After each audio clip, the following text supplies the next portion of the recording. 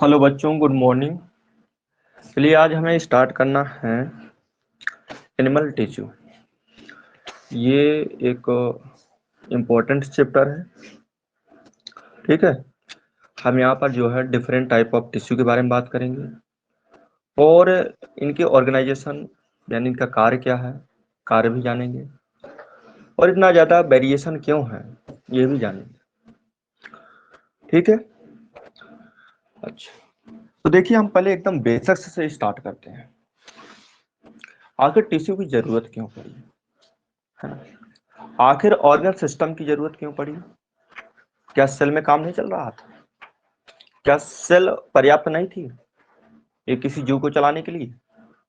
किसी ऑर्गेनिज्म को चलाने के लिए क्या सेल पर्याप्त नहीं थी? क्यों जरूरत पड़ी टिश्यू की, जानना पड़ेगा। आखिर क्यों जरूरत पड़ी ऑर्गन सिस्टम लेवल ऑर्गेनाइजेशन की, समझ में। देखिए क्या होता है कि इस यूनिवर्स में, इस ब्रह्मांड में एक अकेली सेल भी एग्जिस्ट कर सकती है। एक अकेली सेल स्वतंत्र रूप में रह सकती है। एक अकेली सेल स्वतंत्र रूप में रह सकती है। ऐसा नहीं है कि वो स्वतंत्र रूप से नहीं रह सकती, बिल्कुल रह सकती। वो जितने भी कार्य होते हैं यानी जीवित रहने के लिए जितने भी प्रोसेस करने होते हैं वो सभी कर सकती है। जैसे रेस्पायरेशन, सेक्रेशन, सेलुलर रेस्पायरेशन जो मेटाबॉलिक रिएक्शन चलती हैं, रिप्रोडक्शन दूसरी सेल्स को बनाना या दूसरे ऑर्गेनिज्म को बनाना, ऐसे कई सारे जो कार्य हैं जो किसी किसी जीव को जीवित रखने हेतु आवश्यक होती हैं, वो सभी एक सेल से कर सकती है, सभी एक कोशिका कर सकती है। कहने का मतलब ये है कि एक कोशिका श्वसन कर सकती है, एक कोशिका डाइजेशन कर सकती है, एक कोशिका में हमारे पास रिप्रोडक्शन हो सकता है, एक सेल्स हमारे पास कंट्रोल, जो भी कंट्रोल के सिस्टम होते हैं वो सभी हो सकते हैं। यानी कि एक अकेली सेल्स में सभी चीजें हो सकती हैं, लेकिन फिर भी हम ऑर्गन सिस्टम लेवल,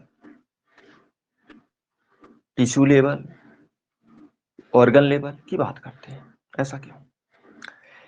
एक ऐसा नहीं है कि एक अकेला जीव जीवन नहीं गुजार सकता है, लेकिन उसके पीछे कहानी है।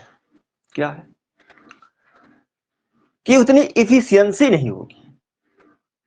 भैया कि अकेला काम कर सकता है, जो भी जरूरत है वो सब कर सकता है, लेकिन इतना इफिशियंट काम नहीं कर पाएगा।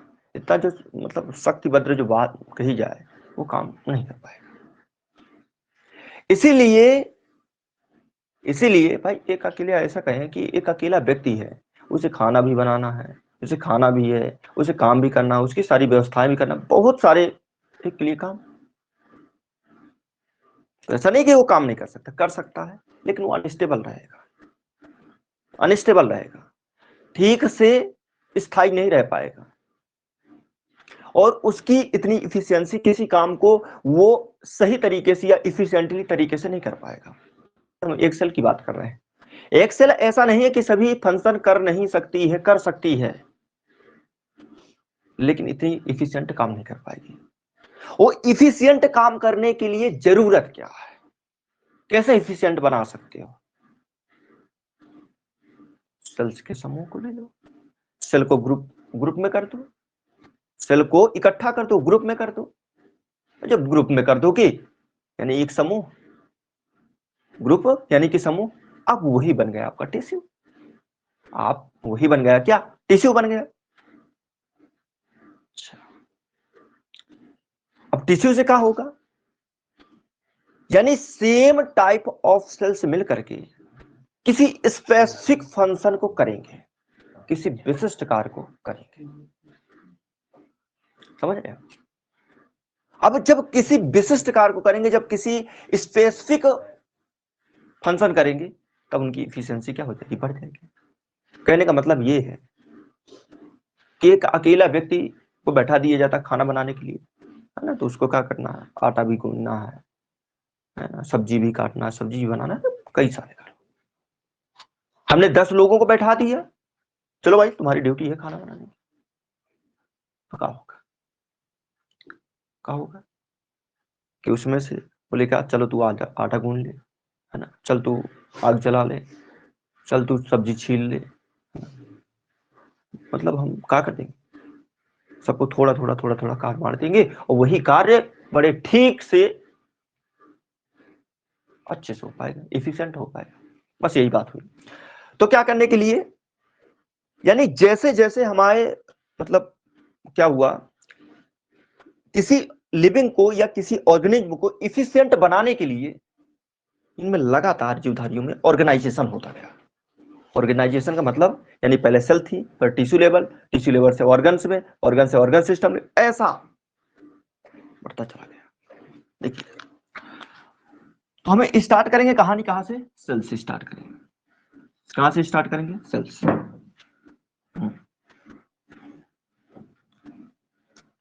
सेल से बातें करना।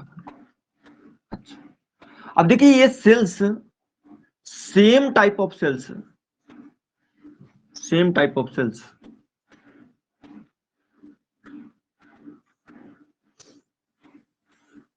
सेम टाइप ऑफ सेल्स, ये मान लेते हैं ये क्या है मेरे पास, एक सेल्स, ये मेरे पास क्या है, एक सेल्स। तो यहां पर क्या, सेम टाइप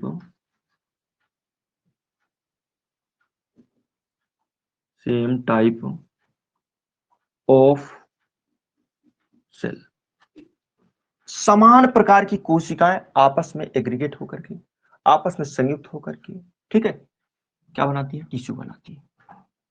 टिश्यू क्या बनाती है, टिश्यू बनाती है। ठीक है, जैसे मान लेते हैं ये ये ये ये ये ये ये, ठीक है, ऐसा।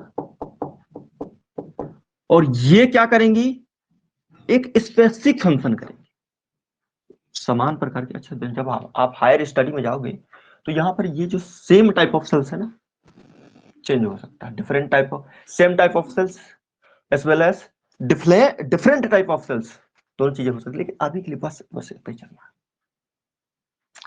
तो सेम टाइप ऑफ सेल्स इकट्ठा होकर के क्या बनाती है, टिश्यू को बनाती है। किसको बनाती है, टिश्यू को, जिसका कोई स्पेसिफिक फंक्शन होगा।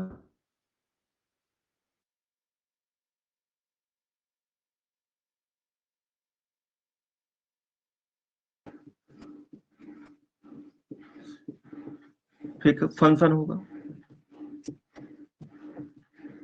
जिसका कोई क्या होगा, स्पेसिफिक फंक्शन होगा, कोई विशिष्ट कार्य होगा। जैसे जैसे बोल दे, जैसे बोल दे एग्जाम्पल में, जैसे बोल दे, जैसे बोल दे तुम्हें सेक्रेशन करना, सेक्रेशन, तुम्हें बोल दे सेक्रेशन करना,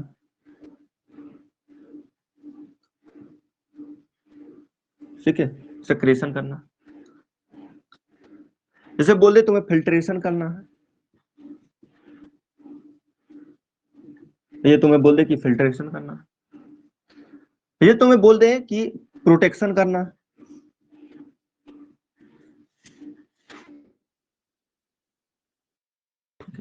तुम्हें कहते हैं कि मूवमेंट कराना है, मूवमेंट कराना है। फिर तुम्हें बोल दे कि सपोर्ट करना है, बाकी कुछ नहीं करना, सपोर्ट, सपोर्ट करना। तो कुछ सेल्स जो है, ये सेल्स ग्रुप में होकर के, इकट्ठा होकर के, जिसके कुछ स्पेसिफिक कार्य होते हैं, जिसके कोई स्पेसिफिक कार्य होते हैं, है ना, या फंक्शन होते हैं। जैसे बोला सेक्रेशन, बोले, जैसे बोला हमने फिल्ट्रेशन, जैसे बोला क्या, प्रोटेक्शन, जैसे बोला मूवमेंट, जैसे बोला हमने सपोर्ट, जैसे क्या बोला, सपोर्ट बोला, ठीक है, क्या बोला, सपोर्ट। तो ऐसे, अरे हम भाई कुछ सेल्स जो है कंबाइन हुई, बोले हम तो सपोर्ट का काम करेंगे बॉडी में, बोले हम तो मूवमेंट का काम करेंगे बॉडी में, है ना, मूवमेंट, अरे मस्कुलर टिश्यू, है ना, बोले सपोर्ट का काम करेंगे कनेक्टिव टिश्यू, कैसा, अच्छा, ओके, बोले सेक्रेशन का काम करेंगे ग्लैंड, बोले फिल्ट्रेशन का काम करेंगे ग्लोमेरुलस, है ना, किडनी में ग्लोमेरुलस, बोले प्रोटेक्शन का काम करेंगे, बोले स्किन। अब यही टिश्यू, बोले क्या इतने में नहीं बना, इतने में नहीं बना, अब टिश्यू भी बनाए तो डिफरेंट टाइप के टिश्यू बनाए, टिश्यू भी बनाए तो डिफरेंट टाइप के टिश्यू बनाए। कैसे? कोई सेक्रेशन करता हो तो कोई फिल्ट्रेशन करता हो, तो कोई प्रोटेक्शन का कार्य करता हो, तो कोई मूवमेंट का काम करता हो, कोई तो सपोर्ट का कार्य करता हो। तो ये डिफरेंट टाइप ऑफ जो टिश्यू है, क्या बोले, अब यहां पर क्या है, यहां था सेम टाइप, और यहां पर डिफरेंट टाइप ऑफ टिश्यू मिलकर के किसी ऑर्गन को रच देते, किसी ऑर्गन को रच देते। तो हमारे पास क्या बोले, यहां पर different type of different type of different type type of tissue, different type of tissue मिल करके किसको बनाते हैं, ये बनाते हैं किसी ऑर्गन्स को। किसको बनाते हैं? ऑर्गन्स को। किसको बनाएंगे? ये ऑर्गन्स को। किसको बनाएंगे? ऑर्गन्स को बनाएंगे। अब ये ऑर्गन्स कौन हो सकता है? ऑर्गन कौन हो सकता है? हो सकता है किडनी हो सकता है, हो सकता है किडनी हो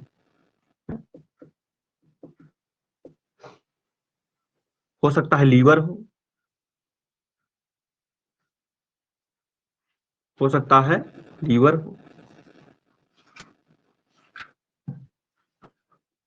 ठीक है, हो सकता है स्टोमच हो सकता है कि स्टोमच हो सकता है कि स्टोमच है ना।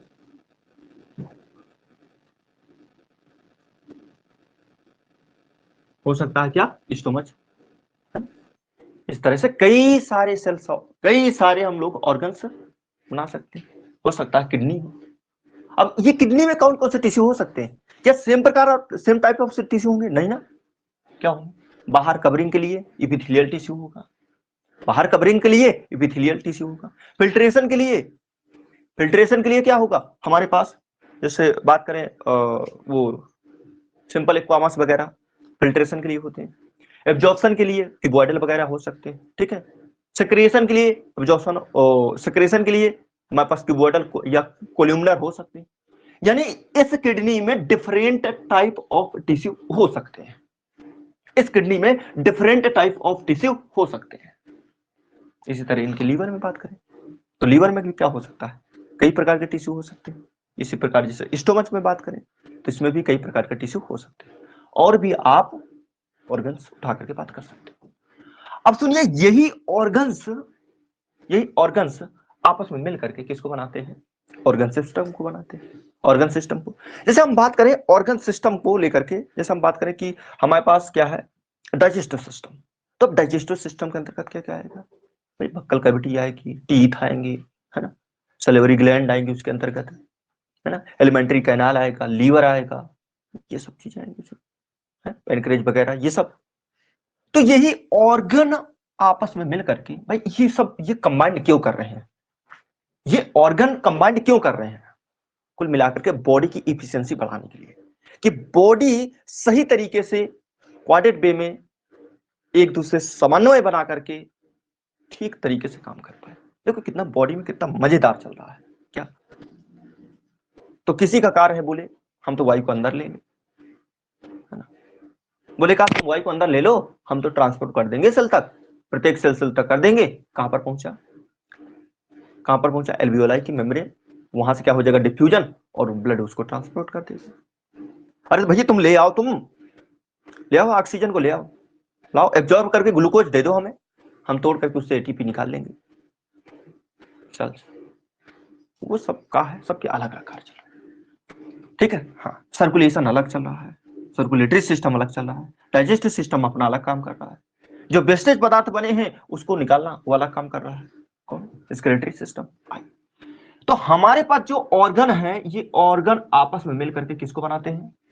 ये बनाते हैं ऑर्गन सिस्टम को, ये ऑर्गन बनाते हैं ऑर्गन सिस्टम को। तो मैं कहां से, यहां से उठा लू, कहीं यहां से उठा लेता हूं, यहाँ से। वो तो है डिफरेंट टाइप के हैं, लेकिन मैं यहाँ पर केवल किसकी बात करूंगा, हाँ, मैं यहाँ पर बात कर रहा हूँ केवल डाइजेस्टिव सिस्टम की।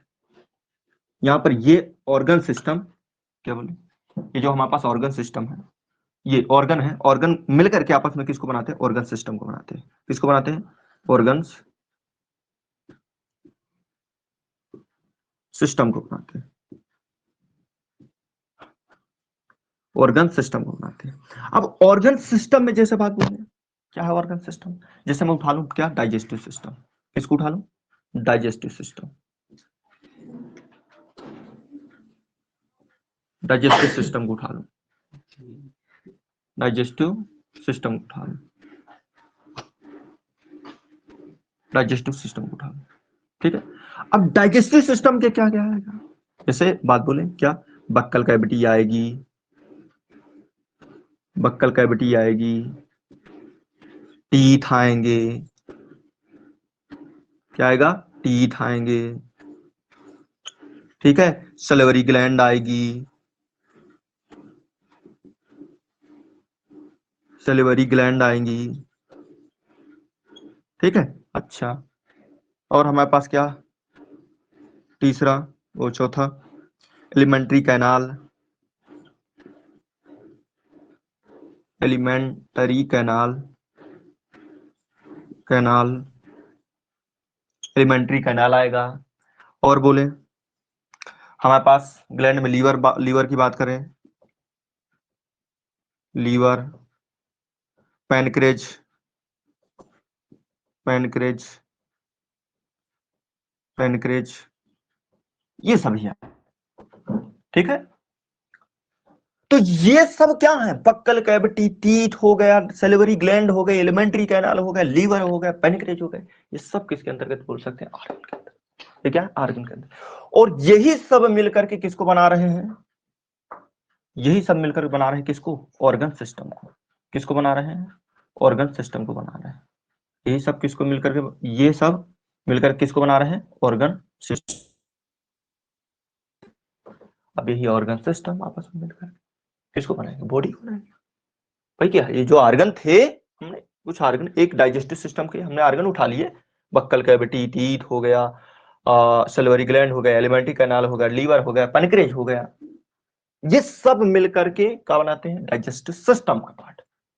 इस तरीके से बोले किडनी में, वो स्केलेटरी सिस्टम में क्या क्या आएगा, स्केलेटरी सिस्टम में किडनी उठा लो, किडनी के अलावा हमारे पास यूरेटर लो, यूरिनरी ब्लैडर लो, यूरेथ्रा लो, ये सब किसके अंतर्गत आएगा, स्केलेटरी सिस्टम के अंतर्गत।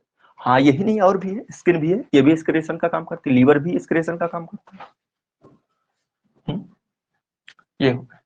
अब यही कई सिस्टम मिलकर के किसको बनाते हैं, बॉडी को बनाते हैं। जो कई सारे सिस्टम हैं वो मिलकर किसको बनाते हैं, बॉडी को बनाते हैं, ठीक है। मैं कहाँ हटा दूं, मैं ये हटा दे रहा हूँ, जिसका प्रोटेक्शन वगैरह वगैरह, ये हटा दे रहा हूँ, ठीक है, ये हटा दे रहा हूँ, जिसको स्क्रीनशॉट लेना ले ले, ठीक है, ये हटा दे रहा हूँ।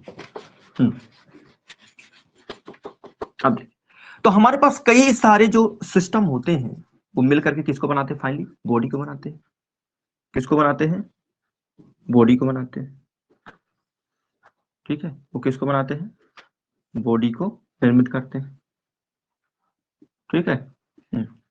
वो किसको निर्मित करते हैं, बॉडी को निर्मित करते हैं, ओके। वो निर्मित करते हैं किसको, बॉडी को। बात क्लियर है, ओके। ये हमें किसके ऊपर बात करनी है, हमें बात करनी है सिर्फ टिश्यू के ऊपर। इस चैप्टर में पूरी बात करनी है सिर्फ काय के ऊपर, टिश्यू के ऊपर। का बात क्लियर है, क्लियर है, आ जाओ हटा दें सब।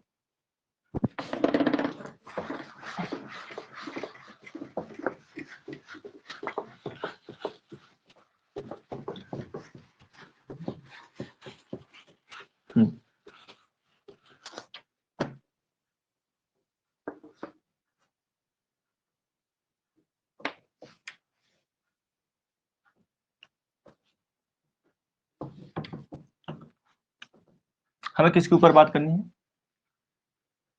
टिश्यू के ऊपर।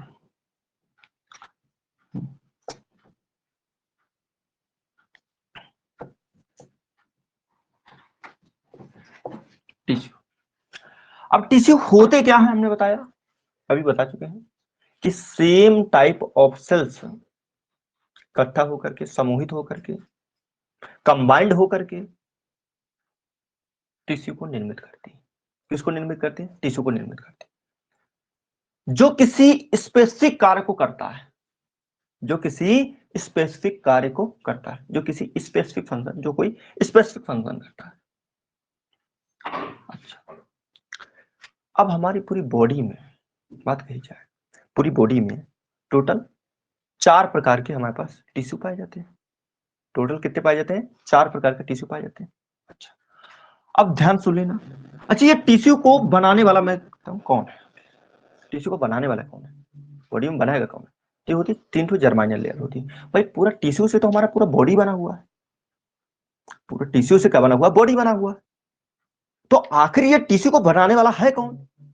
तो जब हमारे पास क्या होता है, गेस्टेशन पीरियड चलता है, तो हमारे पास उसके बाद का जाइगोट बना, जाइगोट हुआ, एम्ब्रायो बनता है, तो उसमें 3 जर्माइनल लेयर बनती है, का एक्टोडर्म, मेसोडर्म, एंडोडर्म। तो ये तीनों जर्माइनल लेयर से डिफरेंट टाइप ऑफ टिश्यू का निर्माण होता है। डिफरेंट टाइप ऑफ टिश्यू का निर्माण होता है। ध्यान सुनिएगा। तो हम जिनकी बात कर रहे हैं टिश्यू, तो ये हमारे पास पूरी बॉडी में, अच्छा ऐसा कहें, जो है ये हमारे पास पूरी बॉडी में, फिर वहां पर देखेंगे किसको कौन बनाने वाला है। ये पूरी बॉडी में हमारे पास टोटल 4 प्रकार का होता है।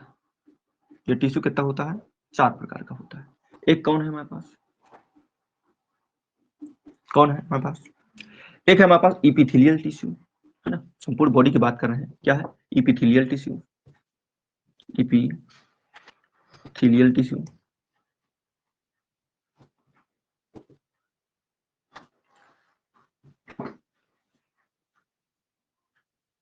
टिश्यू, ठीक है। दूसरा है हमारे पास क्या? Connective tissue. Connective tissue.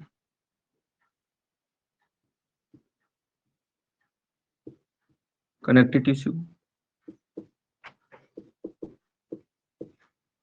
ठीक है। तीसरा है हमारे पास क्या? Muscular tissue.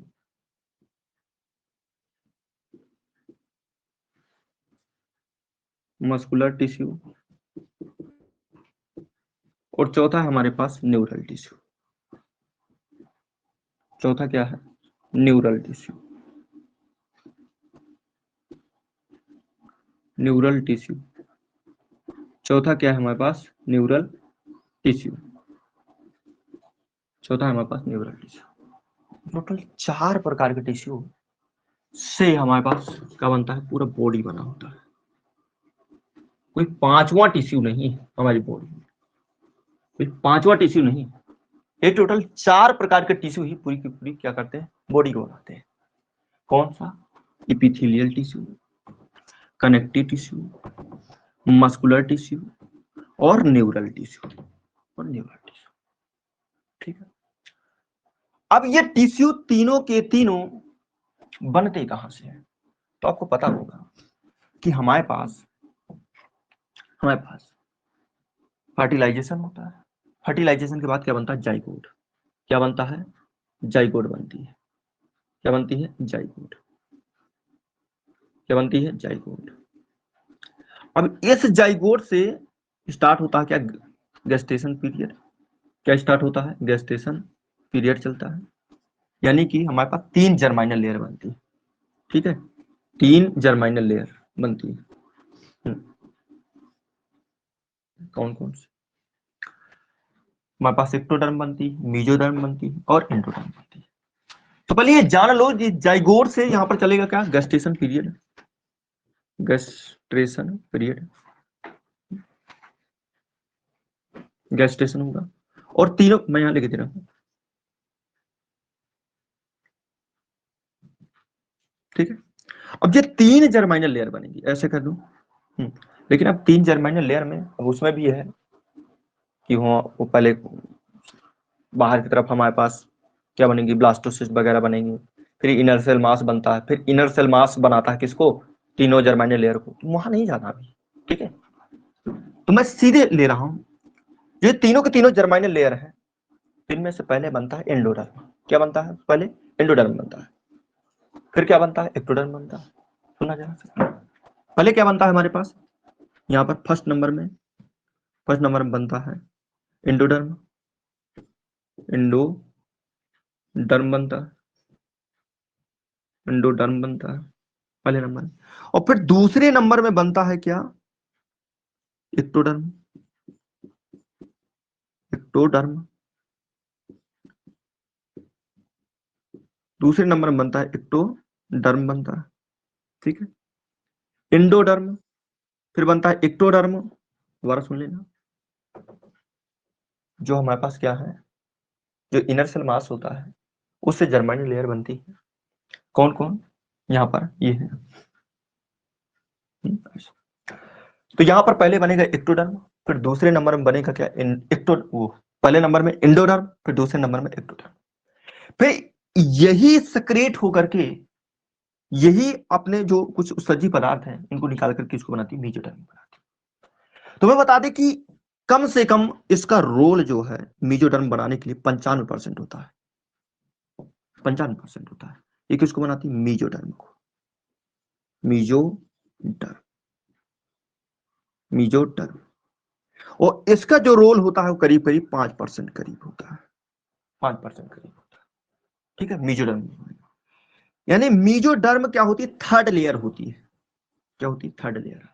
तो कभी कभी ये भी पूछ लिया जाता है कि इक्टोडर्म का बना, इक्टोडर्म, मेजोडर्म व इक्टोडर्म, मेजोडर्म व इंडोडर्म कौन से क्या बनेगा। तो सर्वप्रथम बनती इंडोडर्म, फिर क्या बनती है हमारे पास इक्टोडर्म दूसरे नंबर में, और तीसरे नंबर में बनती है हमारे पास मेजोडर्म, ठीक है। तीसरे नंबर में बनती है मेजोडर्म। यही इंडोडर्म अपने कुछ किसको,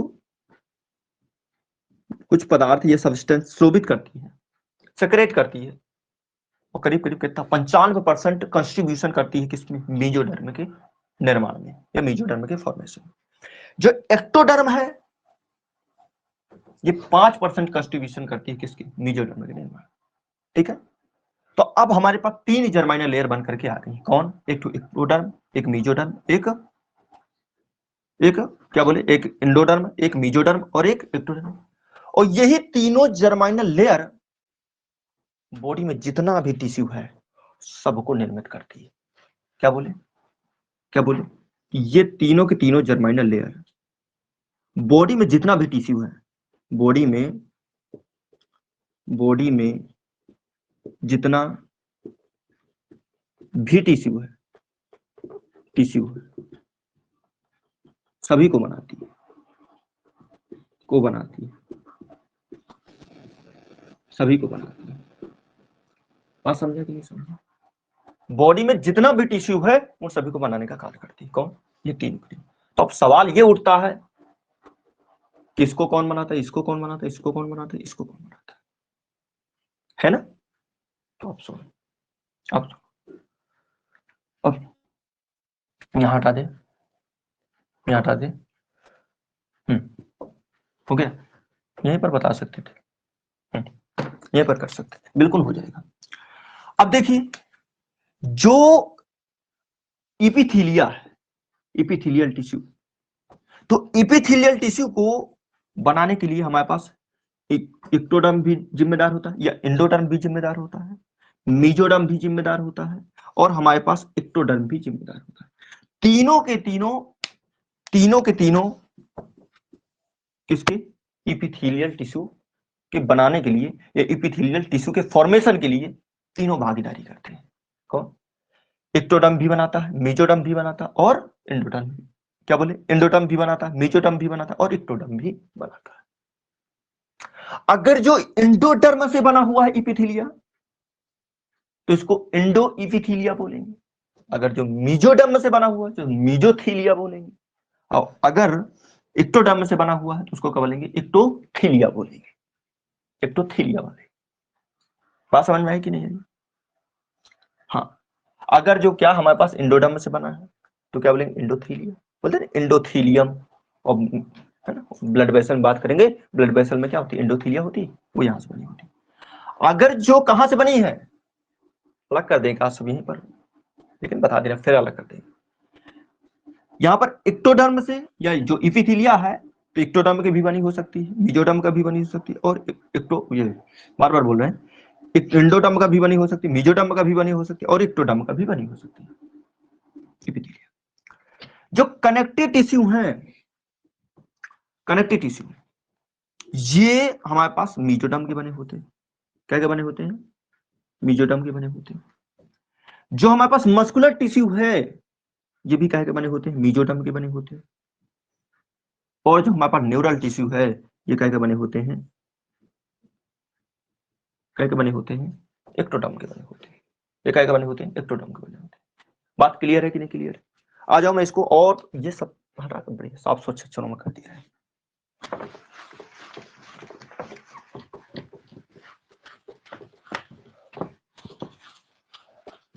देख तो हमारे पास जो क्या है, जो हमारे पास क्या है, किसको किसको कुछ जो हमारे पास इपिथीलियल है, इपिथीलियम,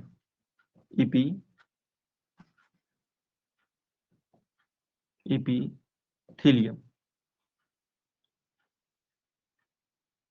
इपिथीलियम क्या है हमारे पास? इपिथीलियम। ये इपिथीलियम को बनाने वाला कौन हो सकता है? इपिथीलियम को बनाने वाला कौन हो सकता है? ठीक है, इसको बनाने वाला हो सकता है इक्टोडर्म। कौन हो सकता है? इक्टोडर्म, टोडर्म। इसको बनाना है मीजोडर्म, मीजोडर्म। इसको बनाने वाला हो सकता है एंडोडर्म, एंडोडर्म, एंडोडर्म। ठीक है। अच्छा, अगर ये एक्टोडर्म से बना हुआ है, एक्टोडर्म से बना हुआ तो इसे बोलोगे इपिथीलियम। क्या बोलोगे? इपिथीलियम नहीं, इक्टोथीलियम। क्या बोलोगे? इक्टोथीलियम। क्या बोलोगे? इक्टोथीलियम।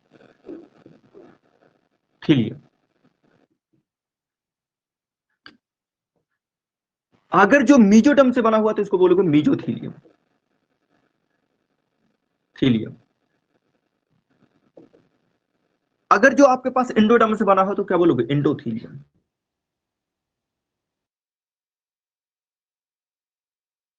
क्या बोलोगे? एंडोथीलियम।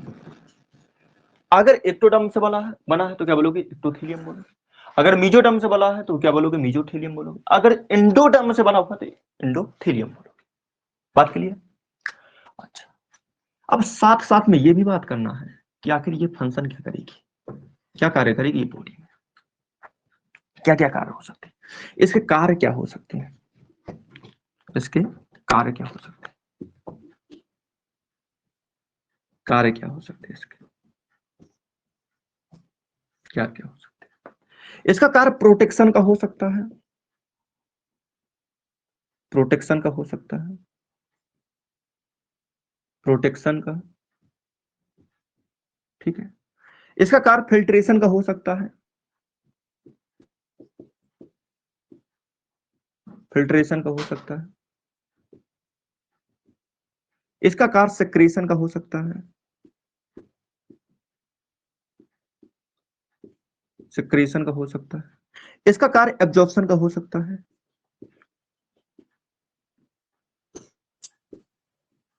इसका कार्य किसका हो सकता है? एब्जॉर्प्शन का हो सकता है। तो क्या बताए इपिथीलिया के क्या क्या कार्य हो सकते हैं? प्रोटेक्शन का कार्य हो सकता है, यानी सुरक्षा, यानी सुरक्षा। ठीक है, फिल्ट्रेशन, निश्चंदन, सिक्रेशन यानी उत्सर्जन, और हमारे पास क्या? एब्जॉर्प्शन। ये कार्य हो सकते हैं। ठीक है। हाँ, तो ये हमारे पास इसके कार्य है और इसको बनाने वाला कौन है, ये सब बातें हो गई। अब दूसरे नंबर, ये तो थी हमारे पास पहला, हम बात करेंगे दूसरा नंबर, हम बात करेंगे दूसरा नंबर। दूसरा नंबर में कौन है हमारे पास? हमारे पास इपिथीलिया हो गया। दूसरे नंबर में क्या है? इपिथीलियम टिश्यू हो गया, इपिथीलियम टिश्यू। दूसरा हमें बात करना है क्या? कनेक्टिव टिश्यू की। दूसरा हम बात करना है किसकी? कनेक्टिव,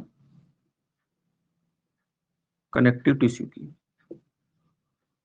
दूसरा हम बात करेंगे किसकी? कनेक्टिव टिश्यू की। किसकी बात करेंगे? Connective tissue. अच्छा, कनेक्टिव टिश्यू को बनाने वाला कौन होता है? हमारे पास केवल मीजोडर्म। कौन बनाता है? ये किससे बना होता है? ये बना होता है मीजोडर्म से। यहां लिख दे रहे हैं किससे बना होता है ये मेसोडर्म से बना होता है। अब मैं ऐसे एरो लगा दे रहा हूँ, ये मेसोडर्म से बना होता है। ये किससे बना होता है? मेसोडर्म से बना होता है। ठीक है, कार्य क्या हो सकते हैं? कनेक्टिव यानी सपोर्ट। जैसे आपने सोचा कि हमारा हार्ट यहीं पर क्यों टंगा है, लीवर यहीं पर क्यों व्यवस्थित है, स्टोमच यहीं पर है। ऐसा क्यों नहीं होता कि खाना, भोजन आप झोंक के कर लेते हैं तो का ये नीचे कहने चला जाता वजन के मारे? भाई वजन तो पड़ेगा ना, नीचे कहने चला जाता। कोई तो ना है सपोर्ट करने वाला जो उसको उसी पोजीशन पर फिक्स्ड रखा हुआ है। क्या टंगी है यहीं पर, किडनी यहीं पर कहाँ है, कहाँ है बोलो? कोई तो है ना सपोर्ट करने वाला। लेकिन हाँ, कनेक्टिव टिश्यू में भी वेरियस टाइप ऑफ टिश्यू मिले तो ठीक है कनेक्टिव टिश्यू, लेकिन हमारे पास बोन भी आएगा कनेक्टिव टिश्यू के अंतर्गत। ठीक है, हमारे पास जो है स्पेशलाइज कनेक्टिव टिश्यू, वो तो हो गए, लेकिन हमारे पास क्या होगा? बोन भी होगा, हमारे पास ब्लड भी होगा। ब्लड को कैसे कनेक्टिव टिश्यू कर जोड़ दिया? ये कहाँ जोड़ने का काम करता है? क्या करता है? एक बॉडी ऑर्गन को दूसरे बॉडी ऑर्गन से जोड़ता है। ब्लड नहीं करता, एक जगह से लेता है कार्बन डाइऑक्साइड, दूसरी जगह फेंकता है, ऑक्सीजन लेता है फेंकता है, जोड़ता है तो है। ट्रांसपोर्टरी सिस्टम जोड़ने का तो कार्य करता है। बोन भी है, पूरी बॉडी को बांधे रखता है। ये भी किसके अंदर आएगा? कनेक्टिव टिश्यू के अंतर्गत आएगा। अच्छा, तो ये इसका कार्य क्या होगा?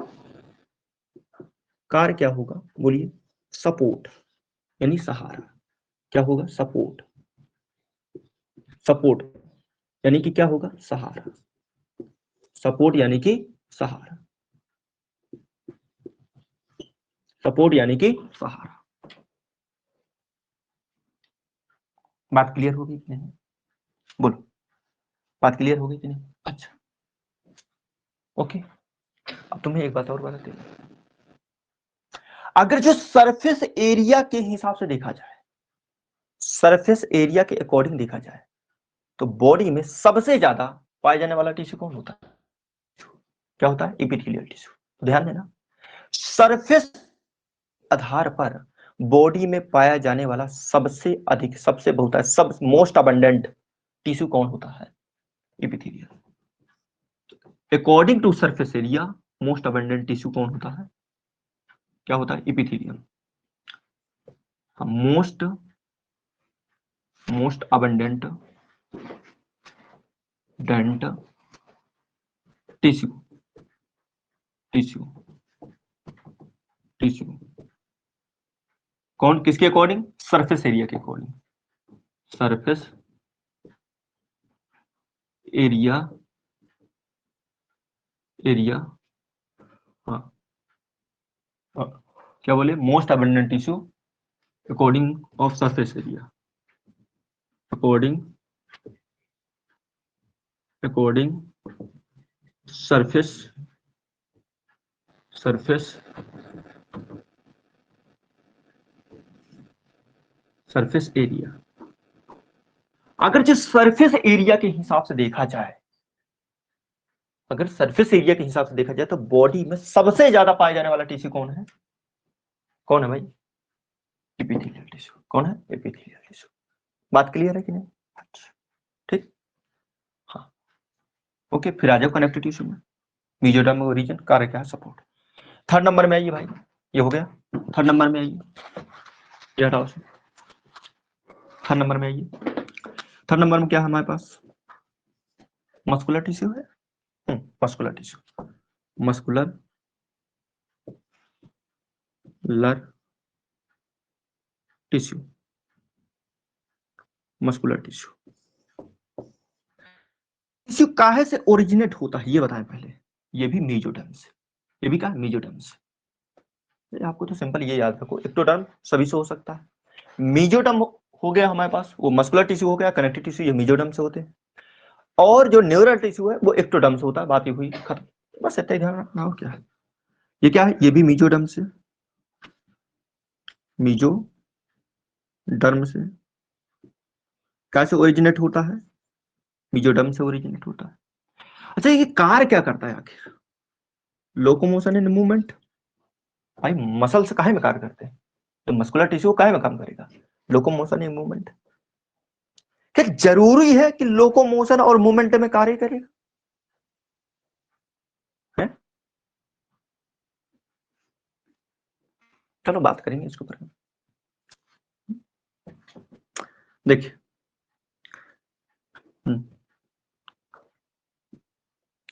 अब देखिए, तो यहां पर काहे में काम करता है, कार्य क्या है इसका, फंक्शन क्या है, locomotion and movement, locomotion and movement.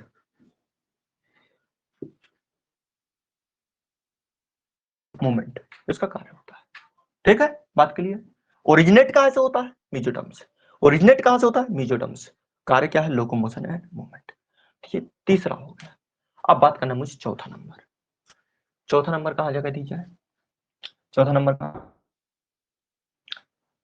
चौथा नंबर पूरा भर दिए यहीं पर, यहाँ हो जाएगी क्या जगह। हाँ मैं यहाँ लोकोमोशन एंड मूवमेंट यहाँ लिख दे रहा हूँ, यहाँ लिख दे रहा हूँ उसके बाद लोको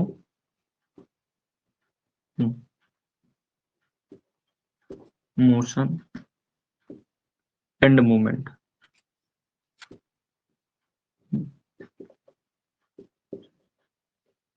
लोकोमोशन एंड मूवमेंट। चौथा जो है हमारे पास वो क्या है, न्यूरल टिश्यू। चौथा क्या है, न्यूरल, न्यूरल टिश्यू, ठीक है। ये क्या चौथा, न्यूरल टिश्यू। इसको बनाने का कार्य कौन करता है, इसको बनाता कौन है, इसको, ये कहां से ओरिजिनेट होता है, ये बनाता कौन है, इसको बोल सकते हैं। ये होता है हमारे पास एक्टोडर्म्स। कहां से होता है, एक्टोडर्म्स, एक्टोडर्म्स।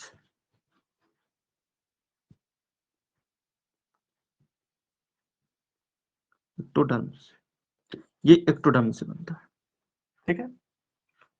न्यूरल टिश्यू कहां से बनता है, एक्टोडर्म से। इसका कार्य क्या है,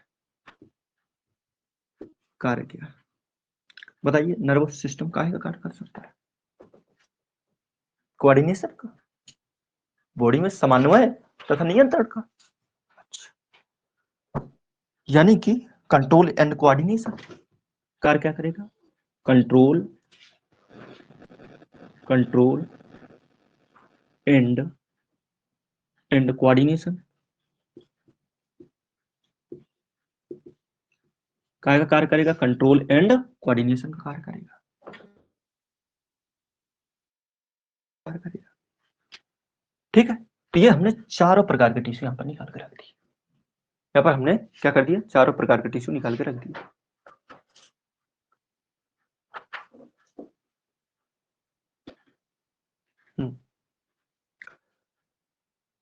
अच्छा तो जो न्यूरल टिश्यू वो कहां से होता है, एक्टोडर्मल, भाई क्या होता है, हाँ ये तो हमने बताया था, एक्टोडर्म, मीजोडर्म, हाँ सही तो है,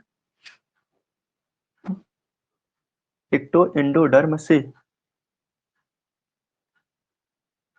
एक्टो एंडोडर्म से मतलब क्या बोल रहे हैं, समझ में नहीं आ पाया।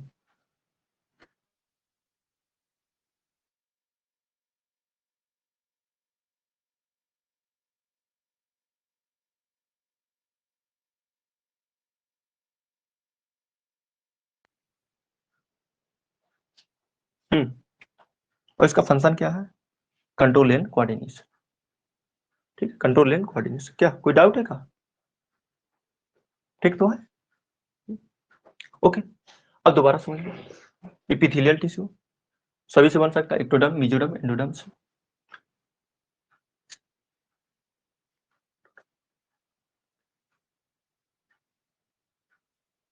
अच्छा न्यूरल टिश्यू जो होता है, न्यूरल टिश्यू कहां से होता है, न्यूरल टिश्यू के क्लियर कर रहे हैं कि वो एंडोडर्म से होता है, एंडोडर्म से होता है,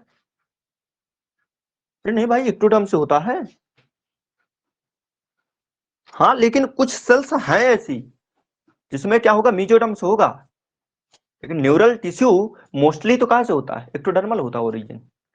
ठीक है, हम कंफर्म एकदम क्लियर पढ़ा रहे हैं भाई, क्लियर है? ठीक है, कोई सोचने वाली बात नहीं, क्लियर है। जैसे आप लोग सेंट्रल नर्वस सिस्टम पढ़ोगे वहां पर आएगा मीजोडर्म का जिक्र, लेकिन मोस्टली तो एक्टोडर्मल ओरिजिन है। किसका? Neural tissue, neural tissue. ठीक है, एक्टोडर्मल ओरिजिन, एक्टोडर्मल बोल दो या एक्टोडर्म बोल दो, बात वही है। अच्छा, तो समझो यहाँ पर इपिथेलियल जो टिश्यू होता है तो एक्टोडर्म हो गया, मीजोडर्म हो गया, एंडोडर्म हो गया वगैरह। ठीक है, अच्छा, फिर हमारे पास कहा ये मोस्टली मतलब मोस्ट अबंडेंट टिश्यू है किसके अकॉर्डिंग टू सरफेस। दूसरा हमारे पास क्या था, कनेक्टिव टिश्यू, ये मीजोडर्म से ओरिजिन होता है। ये कनेक्टिव टिश्यू हो गया और मस्कुलर टिश्यू दोनों मीजोडर्म से। इसका कार्य क्या, सपोर्ट हो यानी सहारा, और इसका कार्य क्या होता है, locomotion and movement. Neural tissue ectoderm से ओरिजिन होता है, कार्य क्या होता है, control and coordination, control and coordination होता है। अब तुम बता दें, तुमसे पूछे कोई कि नंबर्स ऑफ सेल के अकॉर्डिंग कौन सा टिश्यू सबसे ज्यादा पाया जाता है, वो है हमारे पास क्या, न्यूरल टिश्यू। क्या है, न्यूरल टिश्यू। क्या बोले, नंबर्स ऑफ सेल के according most abundant tissue, numbers of cell के according, numbers according to according to numbers of cell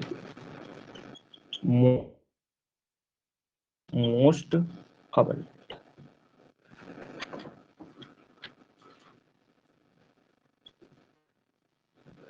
abundant।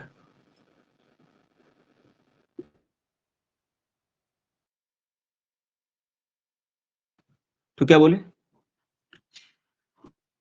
अगर जो बात करें अकॉर्डिंग टू नंबर, संख्या के आधार पर कौन सा टिश्यू सबसे ज्यादा पाया जाता है, नंबर्स ऑफ सेल के अकॉर्डिंग कौन सा टिश्यू सबसे ज्यादा पाया जाता है according to numbers of sales.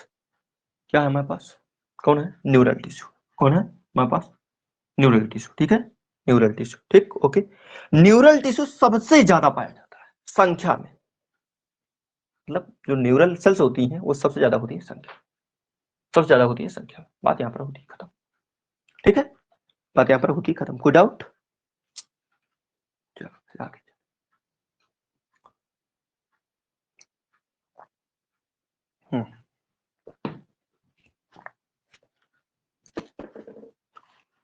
हटा दे।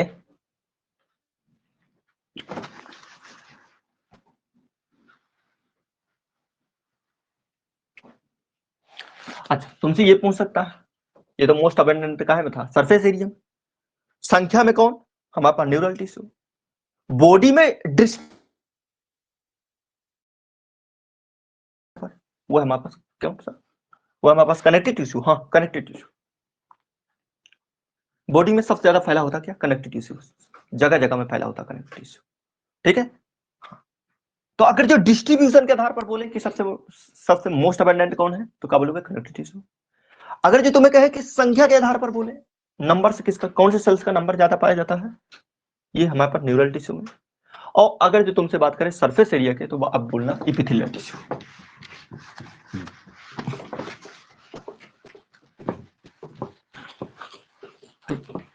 अच्छा, अब पढ़ना क्या है अपन को, अब स्टार्ट करना है इपिथेलियल टिश्यू से। कहां से स्टार्ट करना है, इपिथेलियल टिश्यू। आ जाओ, देखिए हमें पढ़ना क्या, इपिथेलियल टिश्यू, इपिथेलियल टिश्यू।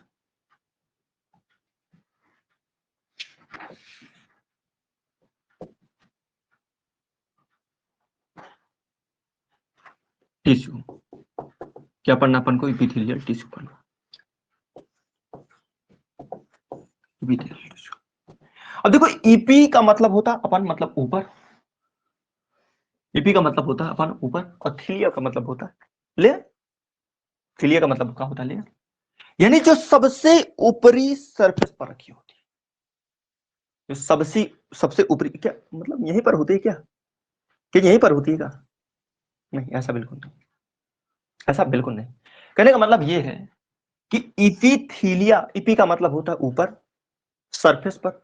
अब वो सरफेस स्किन ही नहीं हो सकती, वो सरफेस हो सकता है, बक्कल कैविटी का सरफेस हो सकता है, इंटेस्टाइन का सरफेस हो सकता है, किसी ग्लैंड का सरफेस हो सकता है।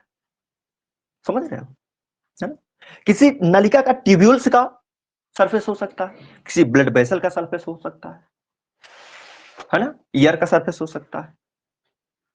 बात समझा कि नहीं समझा? तो जो इपिथेलियल टिश्यू है, इपी का मतलब होता है ऊपर और थीलिया का मतलब होता है क्या? Covering, layer. तो जो कवरिंग करता है, क्या करता है? जो कवरिंग करता है वो क्या है? इपिथेलियल। बात क्लियर? अच्छा, तो कुल मिलाकर के ये जो इपिथेलियल टिश्यू है, तुम्हें बता दिया क्या क्या क्या कर सकता है। शुरू में बताया ये हमारे पास सेक्रेशन में, दोबारा रिपीट कर देंगे भाई, क्या दिक्कत है।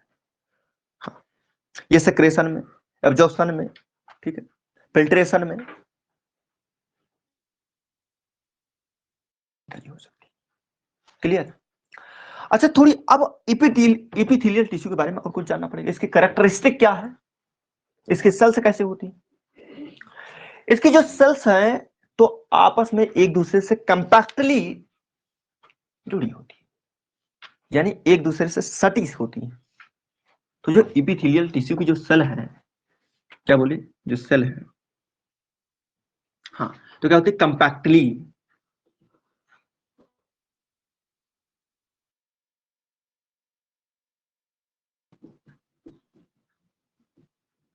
कंपैक्टली क्या होती है? पैक्ड।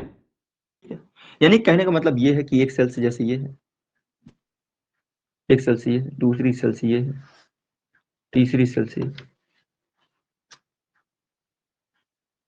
कोई जरूरी नहीं है ऐसे बनाना।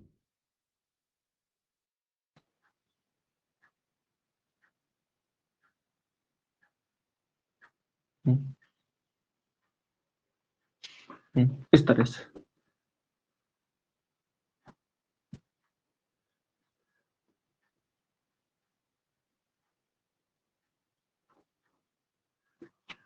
इस तरह से, ठीक है।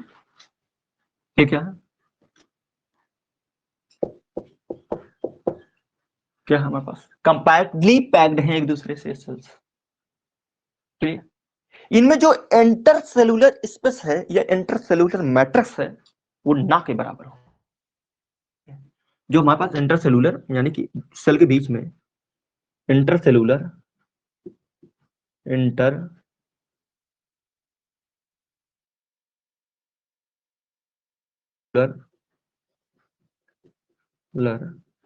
मैट्रिक्स,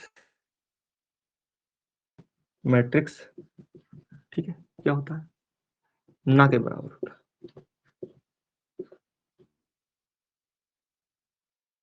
ना के बराबर यानी बहुत कम।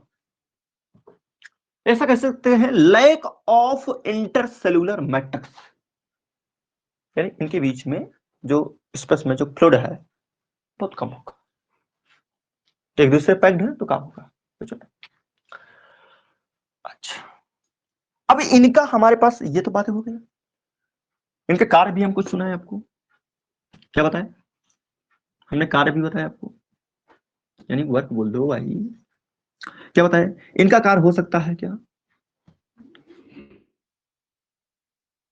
प्रोटेक्शन हो सकता है, प्रोटेक्शन हो सकता है, फिल्ट्रेशन हो सकता है, फिल्ट्रेशन हो सकता है, ठीक है, एब्जॉर्प्शन हो सकता है, एब्जॉर्प्शन हो सकता है, ठीक है, प्रोटेक्शन हो गया, फिल्ट्रेशन हो गया, एब्जॉर्प्शन हो गया, और कहा है सेक्रेशन हो सकता है, सेक्रेशन, सेक्रीशन, ये कार्य हो सकते हैं। जैसे हमने बताया क्या, कंपैक्टली पैक्ड होती है, और क्या, इनमें रीजनरेशन पावर ज्यादा होती है। और सुन लो, और कुछ सुनो, क्या कंपैक्टली पैक्ड हो गई, जैसे ये यहाँ पर बताया कंपैक्टली पैक्ड होती है, इनमें रीजनरेशन पावर क्या होती है? ज्यादा। ये क्या स्किन है, छिल जाने दो इसको, है ना, कहा अपने आप दोबारा बन जाएगी, है ना, होता कि नहीं? अच्छा, अरे कहीं पर भी रगड़ा लग जाए अपने आप बन जाती है। यानी मैंने रीजनरेशन पावर क्या होती है? हाई होती है इनमें, रीजनरेशन पावर,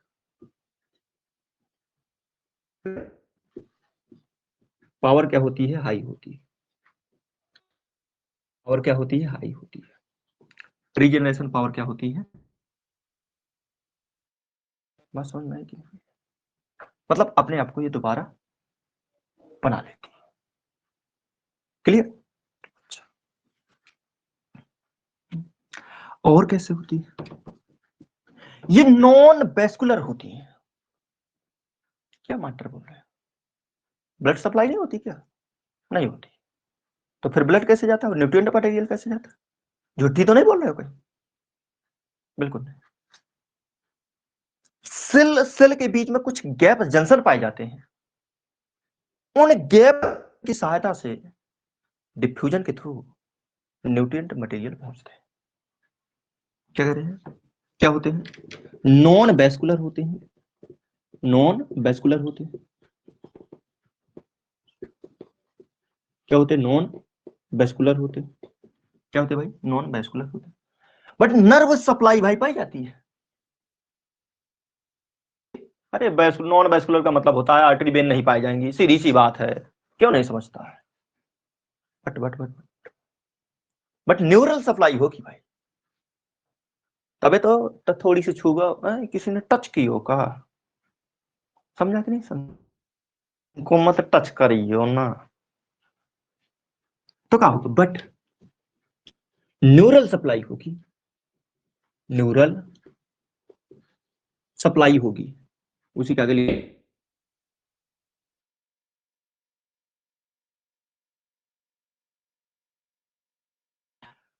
नॉन वेस्कुलर होगी बट न्यूरल सप्लाई होगी। क्या होगी? न्यूरल। क्लियर है कि नहीं? ओके। आगे आइए, आगे आइए। मैं इसको हटा दे रहा हूं, इसको हटा दे रहा हूं। क्या होता है कि जैसे सिर्फ सरफेस में किसी जगह बात करें तो पहले हमारे पास ये दो लेमिना उठाते हैं। देखो इस किस तरह से, यानी कि इनका अरेंजमेंट कैसा होता है, मैं यहाँ पर दिखा रहा हूं आपको। ये मेरे पास एक क्या है? एक लेमिना ये हो गया, इसको बोलते हैं बेसल लेमिना। ये क्या है मेरे पास? बेसल लेमिना है। ये मेरे पास क्या है? बेसल लेमिना है। ये मेरे पास क्या है? बेसल लेमिना है। Basal lamina. फिर बेसल लेमिना के नीचे क्या होती है? Reticulate lamina. क्या होती है? Reticulate lamina. बेसल लेमिना के नीचे क्या होती है? Reticulate lamina. ये मेरे पास क्या है? Reticulate lamina. Reticulate lamina.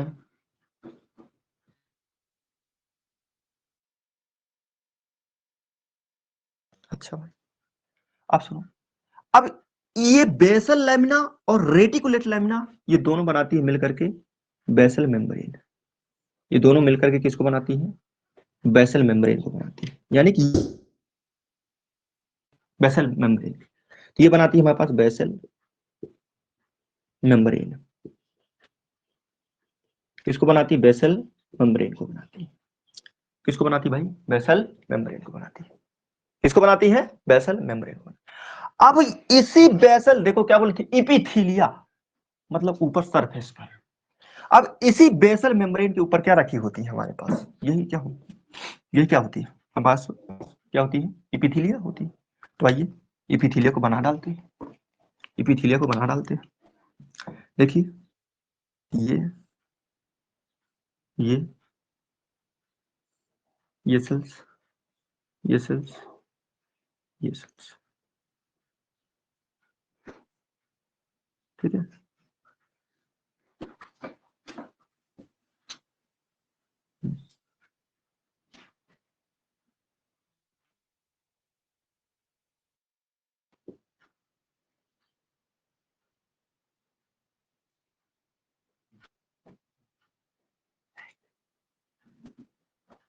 हम्म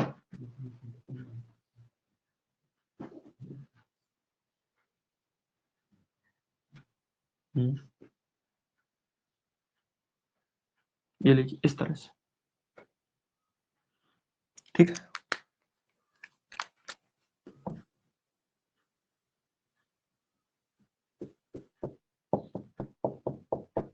दिया हमने इनके न्यूक्लियस में। अच्छा, ये बना दिया हमने। अब ये क्या जो ऊपर मेम्ब्रेन रखी है, ये क्या है हमारे पास? एपिथेलियम। ये क्या है हमारे पास? एपिथेलियम। लेकिन अब एपिथेलियम में भी देखिए कुछ तो क्या है, मल्टी लेयर, और इधर क्या है? Single layer. आ जाओ, क्या कुछ तो मल्टी लेयर है,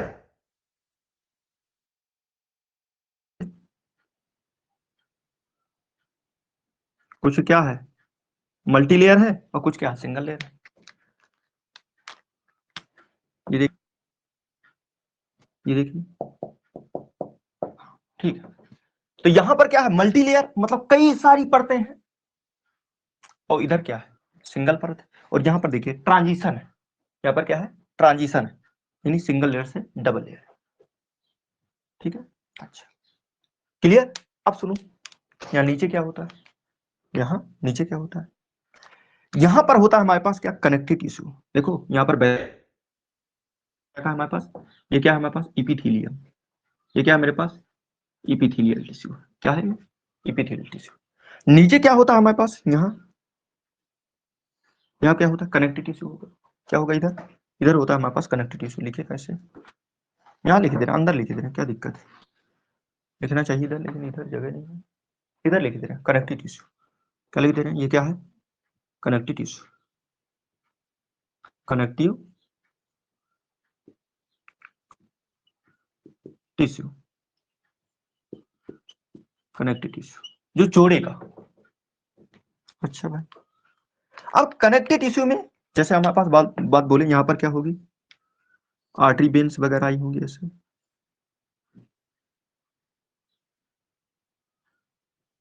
जैसे। अब इन्हीं से क्या होगा? ब्लड जो है डिफ्यूज होकर के कहां तक पहुंचेगा? हाँ, जंक्शन वगैरह होंगी, ये पूरी सेल्स पहुंच जाएगा। और यहीं पर क्या होती है हमारे पास? नर्व सप्लाई भी। यहीं से क्या होती है हमारे पास? Nerve supply. ये क्या है हमारे पास? Blood vessel. ये क्या है? ब्लड वेसल है। ये क्या है? ब्लड वेसल है। ठीक है, ये क्या है? Blood vessel. ब्लड वेसल किसमें? कनेक्टिव टिश्यू में। यहां पर ब्लड सप्लाई क्या है? यानी कि हमारे पास आर्टरी वेन डायरेक्टली यहां नहीं है। बात समझ रहे हो? अच्छा, यानी यहीं से जो न्यूट्रिशन है, मटेरियल्स है, वो डिफ्यूज हो करके पहुंचेंगे कहां तक? प्रत्येक सेल तक। ठीक है, अच्छा। अब सुनो, अब सुनो, यहां पर जो हमारे पास नर्व है, तो नर्व की जो सप्लाई प्रत्येक में होगी। जैसे मान लेते हैं यहां से नर्व गई ऐसे, नर्व क्या होगी? ये नर्व जो है प्रत्येक सेल तक पहुंचेगी ऐसे, ऐसे प्रत्येक सेल तक पहुंचेगी। ये क्या है? नर्व। ये क्या है? नर्व। ये क्या है मेरे पास? नर्व। नर्व। ये क्या है मेरे पास? नर्व। ये क्या है मेरे पास? नर्व। ये क्या है मेरे पास? वेसल्स। ठीक है, ये बेसल लेमिना, यानी कि बेसल लेमिना, रेटिकुलेट लेमिना, दोनों मिलकर के बनाती हैं बेसल मेम्ब्रेन। नीचे क्या? Connective tissue. कनेक्टिव टिश्यू जोड़ रहा है इपिथेलियल टिश्यू को। कनेक्टिव टिश्यू किसको जोड़ रहा है? इपिथेलियल टिश्यू को। कनेक्टिव टिश्यू किसको जोड़ रहा है? इपिथेलियल टिश्यू को जोड़ रहा है। बात क्लियर है कि नहीं? कनेक्टिव टिश्यू किसको जोड़ रहा है? इपिथेलियल टिश्यू को जोड़ रहा है, ये ऊपर वाला जो इपिथेलियल। अब इसमें भी देखिए, यहाँ पर कुछ डबल मेम्ब्रेन है, कुछ सिंगल मेम्ब्रेन है, कुछ हमारे पास क्या है? ट्रांजिशन है, यानी कि ना तो डबल मेम्ब्रेन ठीक से लग रहा, सिंगल मेम्ब्रेन ठीक से लग रहा। उसको बोलेंगे सूडोइड। यही होता है सूडो स्ट्रेटिफाइड, ये होता है सूडो स्ट्रेटिफाइड इपिथेलिया। बात क्लियर? अच्छा, यानी ये इपिथेलिया भी कई तरह का हो सकता है। इपिथेलिया भी कई तरह का हो सकता है। चलिए इसके ऊपर बात करते हैं, हटा दे सब। ठीक है,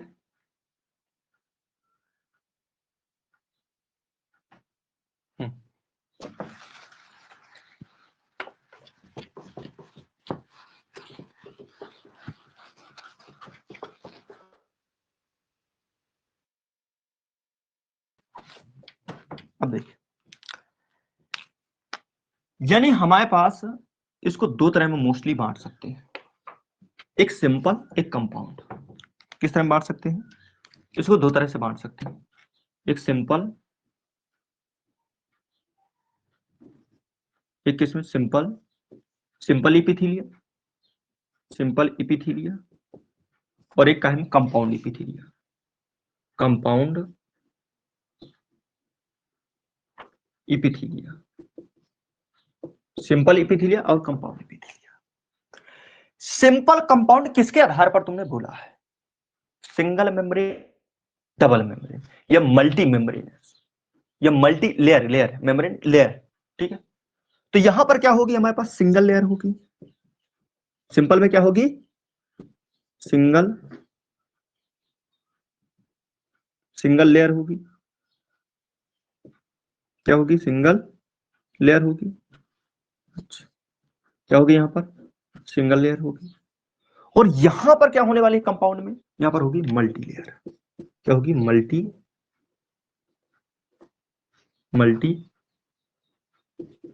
लेयर। यहां पर क्या होगी? Multi layer. बात समझा कि नहीं समझा? यहां पर क्या होगी? Multi layer. यहां पर सिंगल लेयर, यहां पर क्या बोले? Multi layer. अच्छा, फिर इसके बाद अगर जो शेप के आधार पर बात करें, ये तो था लेयर के आधार पर, शेप के आधार पर क्या हो जाएगा हमारे पास? एक इक्वामस, एक क्यूबॉइडल, एक कोलिमडर, ठीक है, एक कोलिमडर। बात समझे कि नहीं समझा? ठीक है, तो यहां पर थोड़ी बना देते हैं, सुनो। जैसे मेरे पास ये क्या थी? Basement membrane. समझा कि नहीं समझा? ये क्या थी? बेसमेंट मेम्ब्रेन, ऐसा, ठीक है। ये थी बेसमेंट मेम्ब्रेन, ये बेसल मेम्ब्रेन। ये क्या है? Basal membrane, basal membrane. ये मेरे पास क्या? Basal membrane. अब इसके ऊपर अगर जो सिंगल लेड है, क्या है? Single layered. और यहां पर कुछ ऐसे ना तो पता चल रहा कि सिंगल है, ना तो पता चल रहा है कि डबल। इन्हें ट्रांजिशन, सिंगल से डबल की। और यहां पर क्या है हमारे पास? तो नीचे वाली लेयर है, क्या होती है? थोड़ी चपटी हुई होती है, क्यों? प्रेशर पड़ेगा भाई, कंसेप्चुअल बात है। प्रेशर पड़ेगा, प्रेशर पड़ेगा तो नीचे वाली क्या होंगी? ऐसे चपटी होंगी, ऐसे चपटी होंगी, ऐसे चपटी। तो देखिए, ये हमारे पास सिंपल इपिथीलिया, और ये है हमारे पास कंपाउंड इपिथीलिया, जो क्या है? कई लेयर है।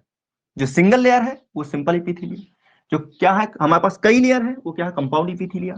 और बीच में जो ट्रांजिशन मिल रहा है इसको बोलते हैं सुइडो स्टेटिफाइड इपिथीलिया, या आप ट्रांजिशन इपिथीलिया भी बोल सकते हो। क्या बोल सकते हो? ट्रांजिशन इपिथीलियम भी बोल सकते हो, ठीक है, चलेगा।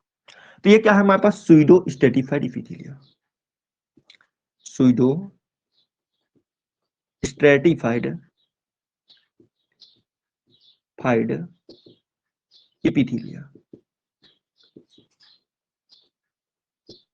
सुइडो स्टेटिफाइड इपिथीलियम बोल सकते हैं। ये क्या है? सिंपल। ये क्या है? सिंपल। ये क्या है? कंपाउंड, जो कई लेयर है। और जो ये हमारे पास क्या है? ये जो बीचों बीच है, क्या है? सुइडो स्टेटिफाइड इपिथीलिया। इसको ट्रांजिशन इपिथीलिया भी बोल सकते हो। क्यों क्यों क्यों क्यों? ट्रांजिशन इपिथीलिया, इपिथीलिया, ट्रांजिशन इपिथीलियम भी बोल सकते हो उसको, ठीक। अच्छा, होता क्या है?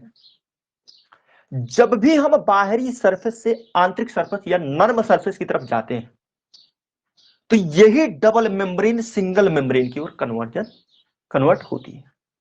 बात समझना क्या कहना चाह रहे हैं भाई? कंपाउंड इपिथीलिया, इसके बाद माउथ में चले कंपाउंड इपिथीलिया, बक्कल कैविटी में चले कंपाउंड इपिथीलिया। इसके बाद हम चले कहा ना फेरिंग्स में, फेरिंग्स में ही होगा। और फेरिंग्स के बाद जैसे वहां पर ओइसोफेगस में भी कंपाउंड चलता है। और यहां पर जो है ट्रैकिया वगैरह में यहां से कंपाउंड। लेकिन अब इसके बाद और आगे जाओ, तो और आगे जाओगे तो क्या कहीं पर ट्रांजिशन होगा। मतलब यही डबल मेम्ब्रेन कहीं में डबल लेयर सिंगल लेयर में कन्वर्जन हो रहा होगा। वहां पर क्या होगी? Single layer. जैसे मान लो कि यहाँ पर अपन लोग ट्रैकिया से पहुंचे, ट्रैकिया से जो है, ट्रैकिया से होते हुए वहां पर जो है ब्रोंकी, मतलब ब्रोंकियोल्स में, अरे primary bronchiole, secondary bronchiole, tertiary bronchioles, फिर एल्वियोलाई। तो क्या एल्वियोलाई में जरूरत है ये कंपाउंड इपिथीलियम की? अगर जो वहां पर कंपाउंड किया तो क्या डिफ्यूजन तो हो ही नहीं पाएगा। अगर जो वहां कंपाउंड किया तो क्या डिफ्यूजन हो पाएगा? डिफ्यूजन के लिए तो क्या चाहिए? सिंपल लेयर चाहिए, एक सिंगल लेयर चाहिए। एल्वियोलाई में कैसा चाहिए, सिंगल लेयर चाहिए, है ना। ब्रोंकियोल से कैसा चाहिए, सिंगल लेयर चाहिए, वहां पर इतनी मोटी नहीं कर सकते। तो इसका मतलब जैसे जैसे बाहर से अपन लोग आंतरिक या नर्म या जो है जो हमारे पास नाजुक आर्गन है या नाजुक जो है सेल्स हैं, जहां पर बहुत महीन कार्य चलने हैं, जहां पर बहुत महीन कार्य या बारीक कार्य चलने हैं, तो वहां पर क्या रखना पड़ेगा, सिंगल लेयर रखना पड़ेगा। तो सिंगल लेयर रखना पड़ेगा, तो कहीं से तो ट्रांजिशन हो रहा होगा, तो कहीं पर तो बीच में तो पाई जाती होंगे ना ये ट्रांजिशन एपिथेलियम या सूडो स्ट्रेटिफाइड एपिथेलियम। बात क्लियर है, ठीक है, ओके। अब सुनो, ये तो बात थी क्या, लेयर के आधार पर। अगर हम बात करें शेप के आधार पर, तो तीन तरह की हो सकती है, एक हो सकती है इक्वामस, एक हो सकती है क्यूबॉइडल, और एक हो सकती है कोल्यूमनर। एक क्या हो सकती है, कोल्यूमनर हो सकती है। तो तीन तरह की एपिथेलिया आपके सामने हो सकती है, तीन तरह की एपिथेलिया आपके सामने हो सकती है। चलो बात करते हैं भाई, किसमें करना है। मैं यहाँ पर कर दूं शेप के आधार पर बांटो, जगह निकाल लेते कहीं पर।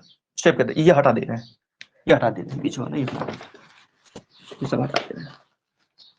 अब देखो, ये तो लेयर के आधार पर, मगर जो शेप के आधार पर बोलूं, मैं अगर जो शेप के आधार पर बोलूं, तो शेप के आधार पर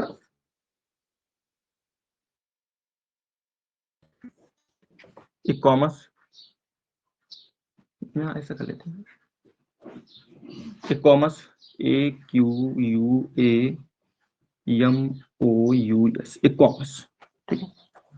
इक्वामस हो सकता है, क्यूबॉइडल हो सकता है, डल हो सकता है, ठीक है, क्यूबॉइडल हो सकता है, कोल्यूमनर हो सकता है, कोल्यूमनर हो सकता है,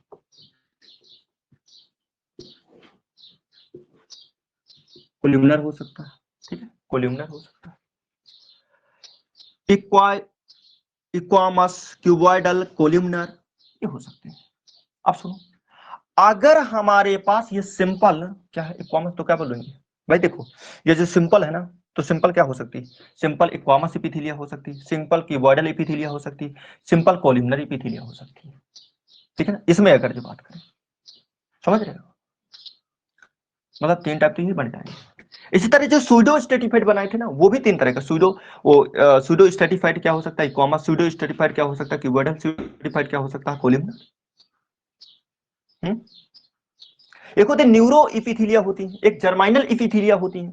अरे बांटो तो दसों प्रकार की इपिथीलिया बन जाएंगे।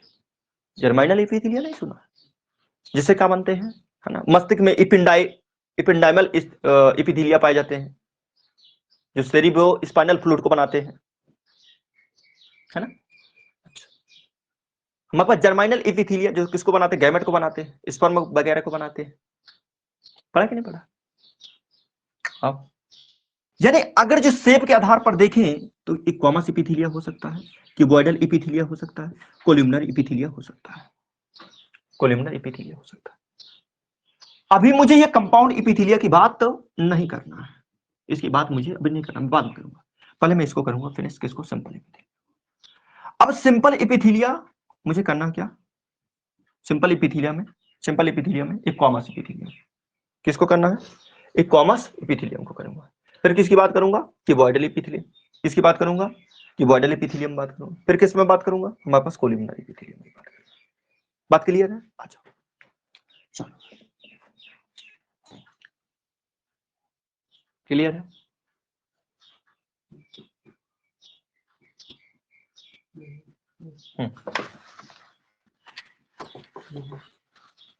देखिए,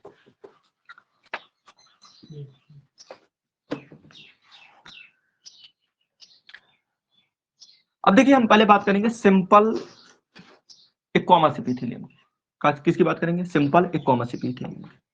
सिंपल, पहले नंबर में सिंपल इक्वामस मस इपिथीलियम, इपिथीलियम,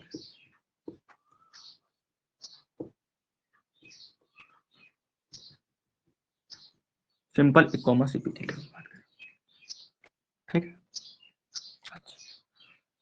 सिंपल इक्वामस एपिथेलियम यानी क्या होगी ये सिंगल, क्या होगी ये सिंगल मेम्ब्रेनेड। कैसा है सिंगल मेम्ब्रेनेड, क्या होगी सिंगल मेम्ब्रेनेड, सिंगल लेयर्ड होगी, सिंगल लेयर्ड होगी। फिर बनाओगे कैसा इस तरह से कुछ जैसे अभी बनाए थे आपके एनसीटी में बनी रखी।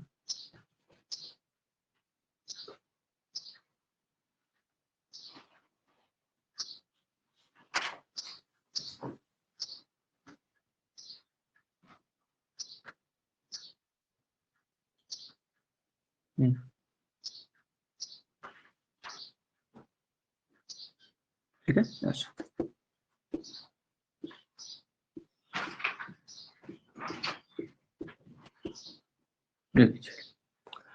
अच्छा ये सिंपल इक्वामस एपिथेलियम मेनली किससे रिलेटेड होती है, डिफ्यूजन और फिल्ट्रेशन से। किससे रिलेटेड होती है डिफ्यूजन, इनका कार्य क्या होता है डिफ्यूजन का और फिल्ट्रेशन का।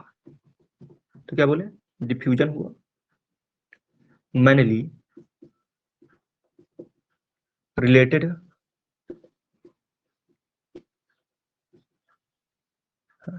किससे होती है, हाँ ये मुख्य कारण भी बोल सकते हैं आप। डिफ्यूजन हुआ, डिफ्यूजन और क्या हुआ हमारे पास डिफ्यूजन और हमारे पास क्या हुआ फिल्ट्रेशन, क्या होता है फिल्ट्रेशन। ठीक है अच्छा डिफ्यूजन हुआ और हमारे पास क्या फिल्ट्रेशन। ठीक यार बात करें ये डिफ्यूजन फिल्ट्रेशन जहां जहां भी हो वहां पर क्या होगी हमारे पास इक्वामस एपिथेलिया होगी, क्या होगी इक्वामस एपिथेलिया होगी। आओ देखते हैं कहां होता है, आइए कहां पर होती है, बस यही तो क्वेश्चन पूछे जाते हैं इक्वामस एपिथेलिया कहां होता है, कार्य क्या होता है, mainly related diffusion and filtration, diffusion and कार्य क्या है, क्या बोले कार्य, ये बोले कहां पाई जाती है, कहां पाई जाती है, ये तो पूछा जाता है कहां पाई जाती है। यार ये बताओ डिफ्यूजन जहां जहां भी हो रहा हो उसको निकाल के लाओ। पहला नंबर, पहला नंबर क्या हमारे पास कैपिलरीज में डिफ्यूजन होता है, कार्बन डाइऑक्साइड जाता है कहा टिश्यू से वेसल में आ जाता है और ऑक्सीजन वेसल से कहां चली जाती है टिश्यू में चला जाता है ना, यानी ब्लड वेसल में भी हो सकता है। तो क्या बोला अब ब्लड वेसल में कहां होगा एंडोथेलियम में होगा, ठीक है कहां होगा एंडोथेलियम में होगा। तो यहां पर बोल सकते हैं ब्लड वेसल की endothelium, blood vessel, blood vessel की एंडोथेलियम, थीलियम, ब्लड वेसल की क्या एंडोथेलियम, जैसे हमारे पास क्या है ये ब्लड वेसल है, ये ब्लड वेसल है और इसकी ये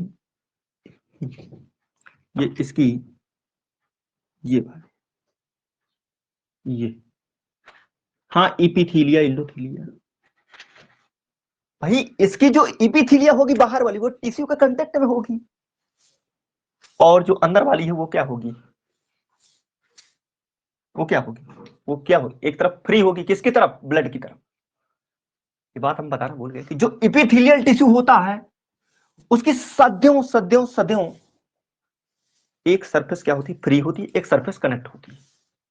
सुन लो जैसे मेरे पास ये क्या है ये इपिथीलिया है, एक सरफेस क्या होगी कनेक्ट होगी, क्या होगी कनेक्ट होगी, क्या होगी कनेक्ट और दूसरी क्या होगी फ्री होगी, क्या होगी दूसरी क्या होगी फ्री होगी, एक क्या होगी कनेक्ट होगी या दूसरी फ्री होगी। देखो जैसे नीचे यहां पर बताया था कनेक्टेड टिश्यू से कनेक्ट है और दूसरी क्या फ्री है। अच्छा ये फ्री सरफेस पर हो सकता है फ्लूइड वगैरह हो, फ्री सरफेस पर हो सकता है कि फ्लूइड, यहां पर क्या है ब्लड, यहां पर क्या है ब्लड, यहां पर क्या है ब्लड, ब्लड है। अब देखो इसके जो यहां पर होगा, यहां पर इसको यहां क्या होंगे, टिश्यू होंगे ऐसे, यहाँ क्या होंगे टिश्यू, यहाँ क्या होंगे टिश्यू। अरे हाँ भाई, वो हो सकता है कनेक्टिव टिश्यू यानी जोड़ने वाला, और ये बेसल बीच में रखिए रखिए। अब इसकी जो इंडोथीलियम होगी, मतलब अंदर वाली लेयर होगी, इंडोथीलियम क्या है, इंडो, इंडो मतलब अंदर, थीलियम मतलब लेयर, ये मतलब लेयर, इंडोथीलियम,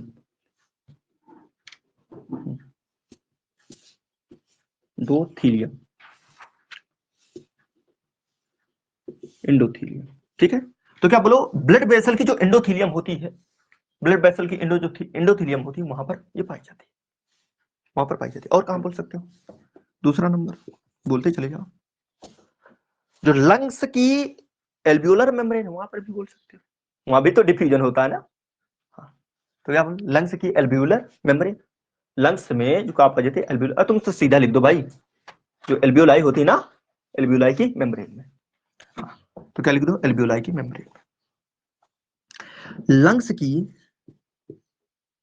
लंग्स की एल्वियोलर,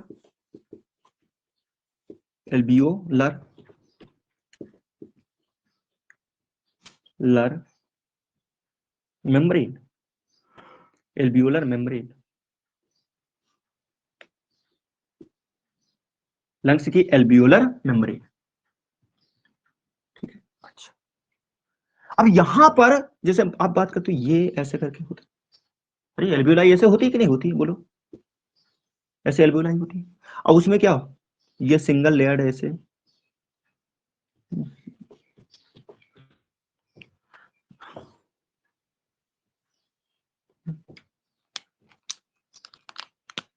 यहाँ पर इस तरह से ये सिंगल लेयर्ड होती है, सिंगल लेयर्ड होती है ऐसे, फिर बेसमेंट मेम्ब्रेन होती है ना, ये सिंगल लेयर। यही है मेरे पास एक कॉमस एपिथेलियम जो सिंगल लेयर्ड है, यही क्या एपिथेलियम,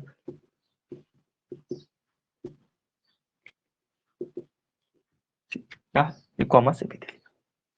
बात समझ में आया कि नहीं, क्लियर। और चलो और बांटो, और बांटो।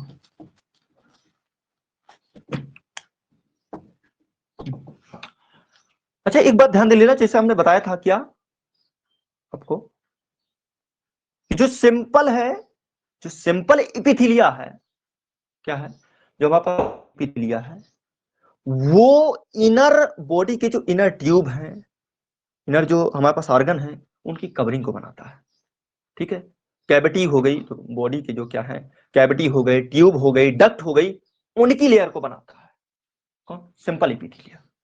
ध्यान देना, पर बताने के लिए भूल गया। अच्छा, कर देंगे उसको इकट्ठा कर देंगे। अच्छा, और देखो यहाँ पर ये सिंपल एपिथेलिया कहाँ कहाँ हो सकता है, तीसरा नंबर में चलते हैं, तीसरा नंबर में चलते हैं।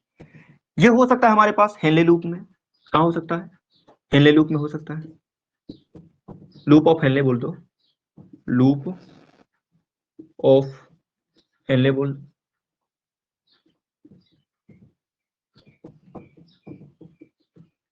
लूप ऑफ हेनले में हो सकता है। ठीक है ना, लूप ऑफ हेनले में हो सकता है, हमारे पास डिजिटल कन्वलेटेड ट्यूब में हो सकता है, प्रोक्सिमल में ना बोल, प्रोक्सिमल में कहानी है कुछ, डिजिटल कन्वलेटेड ट्यूब में हो सकता है। ठीक है, कलेक्टिंग डक्ट में हो सकता है, डक्ट में हो सकता है, कलेक्टिंग डक्ट में हो सकता है। अच्छा, और भाई कहाँ बोलोगे, और कहाँ बोलोगे, हमारे पास जो कुछ स्थानों पर, ये हो गए मेनली, और कहां पर डालोगे, हाँ, तो ऐसा ध्यान देना कि जहां जहां पर भी आपको क्या मिल जाए, क्या मिल जाए, डिफ्यूजन और फिल्ट्रेशन, डिफ्यूजन और फिल्ट्रेशन। हाँ, अब ध्यान आया, फिल्ट्रेशन से एक ध्यान आया, क्या, बोमन कैप्सूल की, बोमन कैप्सूल की एपिथेलिया। अरे भाई, बोमन कैप्सूल होता है, उसमें ग्लोमेरुलस होता है, हाँ वहां पर आ गया चौथा number, Bowman capsule, Bowman capsule की एपिथेलिया, की एपिथेलियम, है ना, बोमल कैप्सूल की इपिथेलियम। हाँ, वो स्लिट पोर वगैरह वगैरह होते हैं उसमें। बोमल कैप्सूल की इपिथेलियम, बोमन कैप्सूल किया इपिथेलियम। बात क्लियर है? और खोजो कहां पर हो सकता है। फिल्ट्रेशन हो गया, फिल्ट्रेशन हो गया और डिफ्यूजन। दो जगह पर होंगी जहां पर फिल्ट्रेशन और डिफ्यूजन होगा। क्या बोले? जहां पर फिल्ट्रेशन होगा, जहां पर फिल्ट्रेशन होगा, फिल्ट्रेशन होगा, और क्या होगा? डिफ्यूजन होगा। जहां पर डिफ्यूजन, दो जगह पर हमारे पास मिलेगी। तो कहां कहां बताया? एंडोथेलियम बेसन, लंग्स की एल्वेलाई में, हमारे पास लूप ऑफ हेनले, ठीक है, लूप ऑफ हेनले हमारे पास distal convoluted tube, distal convoluted tube हो गया, और क्या कलेक्टिंग डक्ट हो गया, और बोमन कैप्सूल वगैरह। ठीक, तो इन जगहों पर हमारे पास क्या इक्वामस एपिथेलियम देखने को मिलती है, इक्वामस एपिथेलियम देखने को मिलती है। ठीक, अभी इसमें भी आगे बात करना होगा क्यूबॉइडल, कोलिमनर वगैरह वगैरह की, तो टाइम काफी हो आया है। इसके बाद हम नेक्स्ट क्लास करेंगे आगे, इसी के आगे से करेंगे। ठीक है, ओके, मिलते हैं कल। Thank you.